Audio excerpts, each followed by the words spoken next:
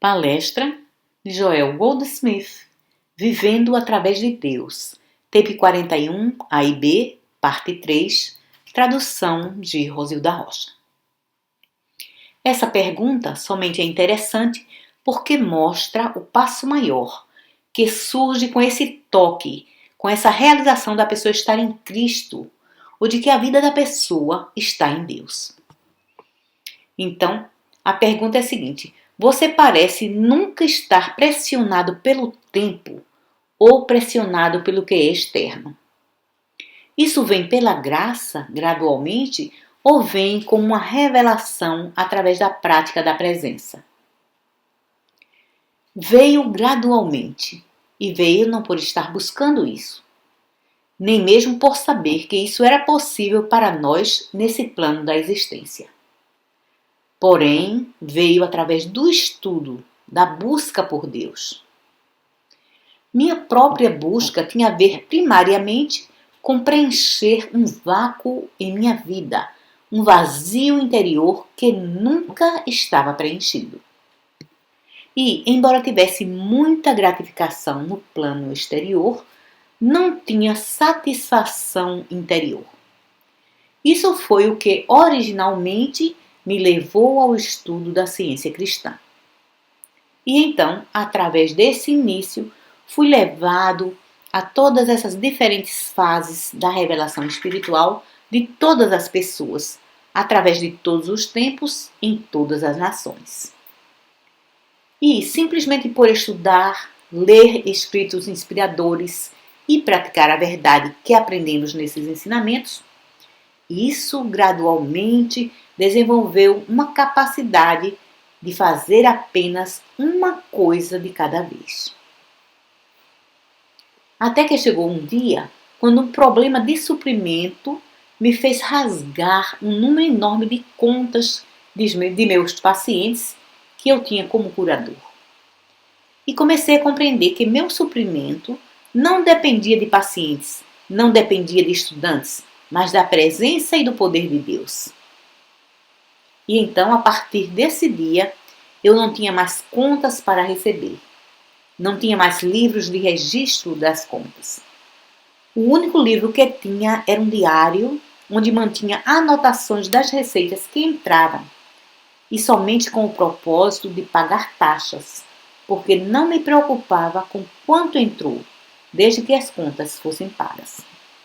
E como sabem, temos que ter registros da receita para o governo, mas não tinha nenhum outro registro. E através disso desenvolvi a compreensão de que não vivo do maná de ontem. Eu vivo somente do maná que cai a cada dia, o maná que cai hoje. E assim minha dependência era daquilo que entra hoje, não de alguma coisa que me era devido ontem ou nos últimos meses. E isso trouxe um estado de consciência do dia de hoje, ou do agora. De forma que nunca me senti responsável por coisa alguma, mas apenas por esse dia, por esse momento. Isso me levou a uma outra coisa. Quando chegava um pedido de ajuda, me sentia na obrigação de atender aquele pedido agora. Não dar um tratamento hoje à noite antes de ir para a cama. Não ir assistir a um filme e então, na volta, realizar o trabalho. Nem mesmo ir à igreja e na volta realizar o trabalho. Porém, quando o pedido chega, atender agora. E então, quando a correspondência chegava, desenvolvi o hábito de respondê-la no mesmo dia em que a recebi. E algumas vezes isso implicava em permanecer até a noite. Mas sempre vinha para a manhã seguinte, sem nada para fazer sobre a minha escrivaninha. Bem, ficaria surpreso de que, se tomar conta de tudo à medida em que surge e quando surge, quanto tempo sobrando terá durante o dia. Na maioria das vezes, não temos dias de folga por causa do acúmulo de tarefas de ontem e antes de ontem, e estamos sempre correndo para realizá-las. Mas agora isso se acabou em minha experiência presente. Então, se estou aqui e alguém diz: tem um minuto para falar comigo? Eu certamente tenho, porque isso é tudo que tenho para fazer nesse minuto. Não tenho nenhuma outra obrigação nesse minuto a não ser atender a qualquer demanda que me seja feita. E quando retorno ao hotel, tenho correspondência. E se isso requerer me sentar durante a noite para respondê-la, assim será feito. Mas, como aqueles que me escreveram sabem, você tem uma resposta imediata. E essa é a razão porque não tenho nada acumulado. Agora, através dessa prática, desenvolvi essa consciência de nunca ser pressionado pelas coisas lá fora, porque não há nada para fazer a não ser o que está em minhas mãos nesse minuto. E com isso vem essa outra ideia de nunca ser pressionado pelo suprimento. Nunca ser pressionado por nenhuma obrigação amanhã, porque só existe hoje. Existe somente essa hora de hoje. Existe somente esse momento do dia de hoje. E então se desenvolve, você não desenvolve. Se desenvolve em você um sentido de paz, um sentido de quietude, e começa a compreender como o mestre pôde dizer: de mim mesmo não posso fazer coisa alguma. É o Pai dentro de mim quem realiza o trabalho. E essa paz e essa quietude são desenvolvidas através disso.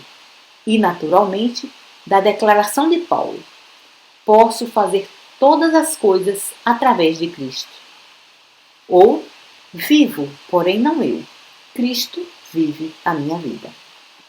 Isso desenvolve um estado de consciência que eu tenho chamado de não eu. Esse não é um termo originariamente meu. Eu li em algum lugar. Porém, eu uso esse termo não eu. Em outras palavras, nunca existe uma demanda sobre mim. Demanda alguma sobre mim. Então, não tenho coisa alguma a ver com o que acontece lá fora. Toda demanda que é feita a mim é feita ao Cristo. Aprendi, anos e anos atrás, que ninguém está muito interessado em Joel. E muito poucas pessoas têm tempo para Joel. Mas o Pai dentro de mim é de interesse de todos, porque o Pai dentro de mim pode ser útil, pode ser uma ajuda, pode ser uma iluminação. E assim, quando as pessoas vêm a mim, eu sinto que não estão vindo a mim pessoalmente. Não estão fazendo uma demanda a mim pessoalmente, mas ao Pai dentro de mim. E ficará surpreso com a quantidade de trabalho que o Pai pode realizar em 12 segundos. Muito mais do que você ou eu podemos fazer em 12 horas. E à medida em que compreende que mesmo quando uma demanda financeira é feita a você, não está sendo feita a você nem a mim, está sendo feita ao Cristo. Então, a demanda não o perturba. Porque quando me pedem ajuda, não faz diferença se é um paciente ou uma centena. Isso não pode me perturbar. A demanda não está sendo feita a mim, está sendo feita ao Cristo. E sei muito bem que o Cristo pode cuidar de toda demanda que é feita a mim. E assim, pelo menos numa certa medida, posso dizer como Paulo: eu vivo, porém não eu. Cristo vive a minha vida. E Ele está realizando qualquer que seja o trabalho que precise ser feito. Quer seja o trabalho de cura, ou de ensino, ou de prover financeiramente. Seja o que for que precise ser feito, não está sendo requerido a mim. Não pode me perturbar. Não pode ser imposto a mim, porque é o Pai dentro de mim quem deve realizá-lo. Você terá uma percepção do que quero dizer se puder concordar que essa vida é Deus em ação. Se essa vida é Deus em ação, então, o que você tem a ver em ser responsável, ou ser ferido, ou ser elogiado? Você nunca será movido por elogios se sempre compreender que essa é uma vida de Deus, uma atividade do Cristo, não do homem. E nunca será ferido por qualquer censura se souber que essa é uma atividade do Cristo e não do homem. Porque qualquer coisa que alguém está elogiando é do Cristo, não da pessoa. E quem você pensa que estariam condenando? O Cristo e não a pessoa. Se não compreendem o Cristo, eles o condenarão, mas não estão me condenando. Ninguém tem razão alguma para me condenar. Não fiz coisa alguma. Portanto, somente o Cristo. E o Cristo pode tomar essa condenação e dissolvê-la. Ele sabe como lidar com ela. Ele sabe justamente como lidar com ela, com amor e com a graça divina. Eu não sei. Eu ficaria muito, mas muito zangado com algumas coisas que acontecem no mundo. Mas ele não.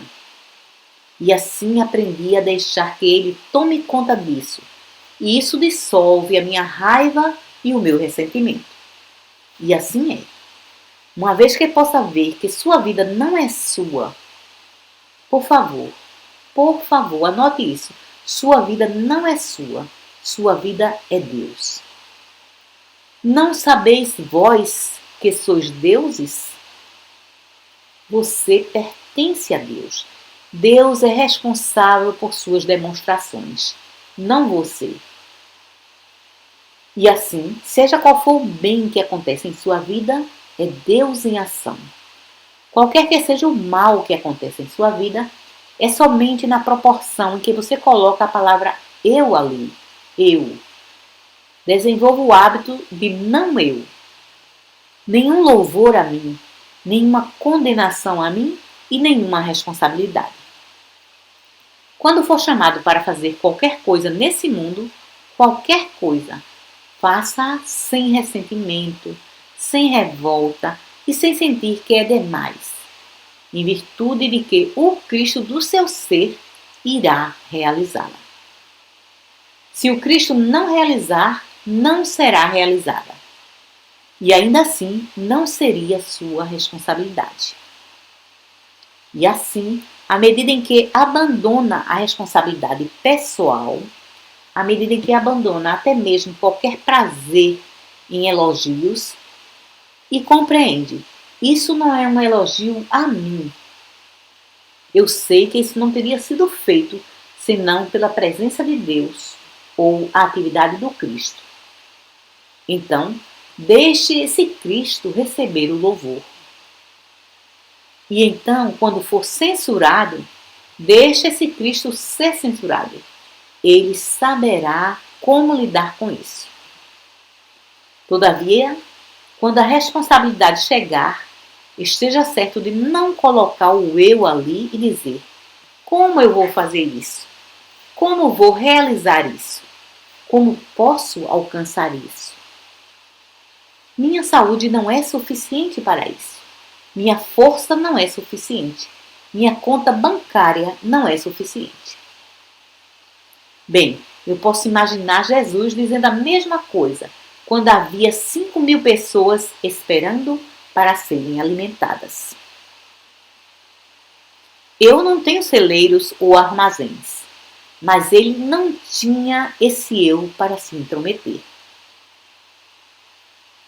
Ele reconheceu que por si mesmo não podia fazer coisa alguma. Mas nos foi dito que ele olhou para os céus. Em outras palavras, sua expectativa foi: tua graça é suficiente para essa ocasião. E então, dele deixou a tua graça realizar a festa e multiplicar os pães e peixes. Duvido se ele tentaria multiplicar pães e peixes. Estou certo de que não tentaria, mas deixaria a graça de Deus aparecer através dele como a multiplicação de pães e peixes. E assim, à medida em que aprendemos, e naturalmente é provavelmente mais fácil você aprender isso se é um curador do que no mundo dos negócios. Ninguém, mas somente um curador, sabe o quanto é impossível curar qualquer pessoa de qualquer coisa. Somente o curador sabe que é a atividade do Cristo, e sem a atividade do Cristo, o curador estaria perdido. E assim, se torna uma coisa muito fácil para o curador aprender que eu, de mim mesmo, não posso fazer coisa alguma. Mas o Pai dentro de mim realiza o trabalho. E então, habitar nisso. É verdade que é a atividade do Cristo na consciência do curador que realiza a cura. Isso é verdade. E assim o curador tem uma responsabilidade. E a responsabilidade do curador é viver, se mover e ter o seu ser no Cristo. A responsabilidade do curador é viver no lugar secreto do Altíssimo e dessa forma permitir que a atividade do Cristo funcione. E naturalmente, a forma como isso é feito é justamente essa. À medida em que estudamos, lemos, escutamos, temos aulas, tudo isso está desenvolvendo nossa consciência. Não tem o propósito de aumentar nosso conhecimento ou nossa sabedoria humana. Está desenvolvendo nossa consciência. E a consciência que está sendo desenvolvida é uma fé, ou mais que uma fé, é uma compreensão e uma experiência da presença de Deus. Agora, no momento em que a pessoa tem uma experiência da presença de Deus, não está mais vivendo a sua vida. É Deus que está vivendo a vida dela por ela ou através dela. E assim, o indivíduo não tem nada a fazer a não ser estar muito pacífico e tranquilo e deixar que tudo aconteça. Eu já disse em classes anteriores que é como viver olhando sobre seus ombros a todo tempo e sempre ver Deus se desdobrando, sempre ver surgir a presença do Cristo. No caminho infinito, tenho dito, seja uma testemunha. Agora, uma vez que se torne uma testemunha, você conhece a responsabilidade que tem em toda a vida, porque toda sua atitude é: bem, hoje é sábado à noite e não tenho coisa alguma a fazer essa noite, mas apenas descansar. E então acordar amanhã e testemunhar o que o Pai lhe apresentará para fazer. E assim você começa logo de manhã cedo com uma expectativa sobre o que o Pai lhe apresentará para fazer. E uma vez que o Pai lhe apresente, surge um sorriso com a lembrança: sim, mas aquele que me deu, ele também realiza. E então, naturalmente, você tem a alegria de observar como o Pai realiza aquilo que ele lhe deu para fazer. E assim toda a sua vida se torna ser uma testemunha e observar a mesma se desdobrando. Bem, enquanto está fazendo isso, você alcança a visão que está naquele livreto, Amor e Gratidão. Agora, eu disse isso antes e provavelmente direi novamente. Por um longo tempo, eu fiquei em dúvida sobre se colocaria o preço dele de $50 a cópia ou 50 centavos a cópia. E estava tentado a vendê-lo por $50. Estava com medo de que por 50 centavos ninguém acreditaria que o segredo da vida estivesse nele. Mas na realidade está. Está. Esse livreto tem o segredo da vida de que qualquer um pode encontrar seu caminho para o céu. E pensei muito bem, ninguém vai acreditar que vai poder ter todo o reino dos céus por 50 centavos. Talvez, se cobrar 50 dólares, irão realmente acreditar e terão interesse em procurá-lo. Mas então pensei novamente e disse: não, isso é usar meios humanos para atrair a mente das pessoas para uma coisa espiritual e não irá funcionar. Então vamos vendê-lo por 50 centavos e torná-lo acessível para todos que estejam interessados em encontrar esse segredo nesse livro. Agora aqui está muito claramente e muito definitivamente que nesse livro foi revelado que somente na proporção em que compreendemos que Deus é amor, podemos chegar à harmonia de nossa existência. Porque então abandonamos a ideia de que podemos ser amáveis ou que alguma outra pessoa pode ser amável. E abandonamos a crença de que alguém pode dar amor ou negar amor. Porque não mais olhamos para pessoa alguma para receber amor e não mais acreditamos que temos a capacidade de ser amável ou de dar amor. E compreendemos que o amor é uma qualidade e atividade de Deus. Você vê, desse momento em diante, não ser pressionado por condições externas é uma coisa muito simples, porque você não mais tem preocupação ou medo. Você nunca pode duvidar de que desde que Deus é amor, que o amor irá fluir. Nossos desapontamentos na vida acontecem quando olhamos para o homem cuja respiração está no nariz por amor, ou gratidão, ou recompensa, ou compensação ou reconhecimento. Uma vez ou outra eles vêm, mas você sabe que não como uma regra geral. A maioria de nós, uma vez ou outra, sofre frustrações porque ninguém está reconhecendo as coisas que estamos fazendo. Ninguém está nos recompensando. Ninguém está reconhecendo e ninguém está nos recompensando por isso. E naturalmente isso vai se perpetuando para sempre. Desde que olhemos para os discípulos, até mesmo para os nossos discípulos, eles não demonstrarão interesse em nós. No momento quando mais precisarmos deles, irão dormir. E talvez os mais queridos, como Pedro, irá até mesmo nos negar.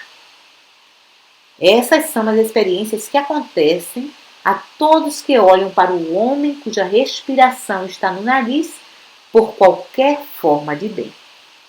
Mas quando você treinou a si mesmo para compreender que somente Deus é amor, somente Deus pode dar amor. E Deus não tem a capacidade de negá-lo. Isso é uma coisa que nem mesmo Deus pode fazer, negar amor. Não pode negá-lo da mesma forma que o sol não poderia negar calor ou luz. O sol não tem esse poder e Deus não tem o poder de negar amor. Nós nos afastamos do abraço do amor por buscar o amor do homem e não está ali. O amor é de Deus. E todos que trazem essa regra simples para as suas vidas e a praticam e continuam a habitar na realização de que minha expectativa é em Deus, tua graça é suficiente para mim. Não minha mãe, ou meu pai, ou irmãos ou irmãs, não meus filhos ou meus vizinhos. Tua graça é suficiente para mim. Aqueles que habitam nisso logo verão quão libertos serão de qualquer pressão do mundo exterior. Você estará mais ou menos na posição do mestre. Ele pôde alimentar as multidões, mas nunca olhou para a pessoa alguma para alimentá-lo. Ele pôde curar as multidões, mas quando precisou de um pequeno tratamento, não encontrou ninguém que pudesse ficar acordado com ele. Bem, ele provou que não precisava deles. Ele fez a demonstração sozinho, da forma mais dura sim. Seria muito mais fácil se os discípulos tivessem sido capazes de permanecer acordados e lhe dar o suporte que precisavam. Provavelmente, teria passado pela experiência com menos severidade dentro dele mesmo. Mas não importa. Ele fez a demonstração. Ele foi ressuscitado. Ele se levantou do túmulo. Então, sua ressurreição, sua demonstração, foi feita mesmo sem os discípulos, mas somente por uma razão, porque ele sabia muito bem que o Pai dentro de mim realiza o trabalho. Ele sabia muito bem que até mesmo Pilatos, com todo o seu poder temporal, não era um poder real, não tinha um poder real. O único poder real era o Pai interior. Tu não terias poder algum sobre mim, a menos que viesse do Pai Celestial. E assim, estude a vida do Mestre e observe como toda a sua vida foi vivida na compreensão de que o Pai realiza. Aquele que está em mim é maior do que aquele que está no mundo. O Pai dentro de mim realiza essas coisas, não eu. E estude Paulo, não olhando para os erros de sua missão ou de seus ensinamentos, mas para aquilo que foi correto. E ele estava totalmente certo nessa parte de seu ensinamento quando revelou: posso fazer todas as coisas através de Cristo. Ou vivo, porém não eu. Cristo vive a minha vida. E nessa compreensão, uma vez que tenha visto que Cristo atende a todas as demandas, quer seja de cura, alimento, suprimento, perdão, você sabe, aqui tem uma outra coisa. Não temos que perdoar. Nunca somos chamados a perdoar. Realmente e verdadeiramente não somos. O perdão é de Deus. O perdão é de Deus. E quando compreendemos isso, o perdão ele flui através de nós. Mas é de Deus, é como o amor. Veja, o perdão é simplesmente uma outra qualidade do amor. E assim, quando compreendemos que somente Deus pode amar, sabemos muito bem que somente Deus pode perdoar. Isso nos traz novamente a esse não eu. Vê, eu não tenho que perdoar. Eu não tenho que ser ferido, eu não tenho que me revoltar, eu não tenho que me ressentir. Isso não é nada para mim. Deus é amor e Deus está dando todo o amor. Deus está fazendo todos os ajustamentos e trazendo todo o perdão e alimentando e curando. E então, eu simplesmente me torno uma testemunha de Deus aparecendo em minha vida, aparecendo em mim e através de mim. Eu me torno uma testemunha de Deus aparecendo como eu e como você, como a atividade do meu ser e como a atividade de seu ser. E assim você notou que essa semana inteira trouxe a sua atenção para esse grande fato de que não são as pessoas aqui fora, é Deus. Deus aparecendo em infinitas formas e variedades. E aquilo que testemunhamos como homens e mulheres, isso representa nosso conceito finito de Deus. É nosso falso sentido de Deus. Na realidade, tudo o que existe aqui é Deus manifesto como Filho, porque o Pai e o Filho são um. Deus e seu Filho são um. Deus, o invisível, o Filho, a criança, o visível. Obrigada.